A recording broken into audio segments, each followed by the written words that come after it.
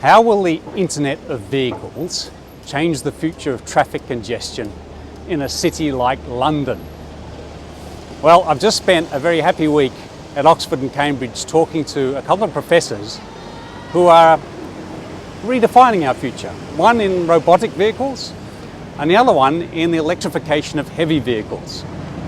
So if you watch behind me, you'll see a whole bunch of utility vehicles and buses, and they're all getting electrified fast. The short-term future is the electrification of just about everything. And it's happening no matter what. Not just because it's cleaner, fewer emissions and less noise, that would be welcome, but also because it's cheaper.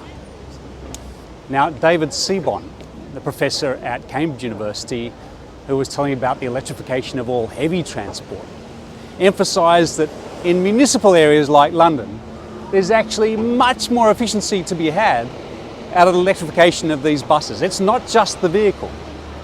If we just get a little bit cleverer about the charge points, so that vehicles like that bus and garbage trucks and delivery vehicles are all sipping a little bit more electricity at the beginning and end of their runs, then we can run smaller batteries, the vehicles get cheaper again, the whole grid gets more efficient. So that electrification journey is kind of inevitable, it's happening, it's starting, and 10 years from now we'll all be looking at each other and wondering why we didn't do it faster and sooner. On the other hand, there's autonomy. And there's a story here about efficiencies, because we're already on that road of all of us watching our sat-navs and many of the drivers of all of these vehicles following the instructions of the software as they drive around our cities. And that's already increased the amount of density we can manage in a city like London. But what happens when you introduce autonomy across all vehicles and you have information sharing across those vehicles? What happens when you take the incentive away from drivers to compete with one another on a taxi network and just have the incentive to optimize passenger service levels across that network? Well, we can reduce the total number of vehicles transporting passengers. The total number of vehicles is reduced doing garbage collection because it's all about better capacity utilization. The grid functions and runs a lot more like the internet in shuttling little packets of information around via the most efficient path.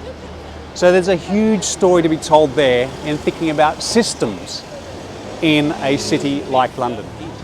Now, it might sound like science fiction, but it's absolutely inevitable that all of our vehicles will begin to talk to one another to optimize the system of distribution of vehicles as they move around a city like London. Now, what you can't change here, of course, is the number of streets and the number of buildings. You can't just start demolishing buildings and making more room. And the city was never designed for the number of vehicles it has now. So congestion charging, that bane of Londoners' existence, is not going away anytime soon. And we will go through this very painful and progressive journey of making it harder and harder to own and operate a passenger vehicle in the centre of the city, of any type, electric or otherwise, and making it easier and easier for public transportation and shared transportation to operate. So that's a little taste of the future here. And if we just go down that congestion charging route, if you live here, if you're driving here as I was yesterday, I can tell you it feels like it didn't work at all because it's still gridlocked in much of the city. But what's actually happened is a lot fewer vehicles, I think 5 or 10% fewer vehicles are going through the city than before, but that painful transition has started where the money's being invested in alternatives. We're trying to open up the cycleways and the bus routes and all that, and that's actually negated, I guess, the speed advantages. So it's just part of that journey, because today I think traffic is slower than it was 10 years ago. And certainly this is the most congested city when it comes to traffic in Europe, and it feels that way. So that's the transition.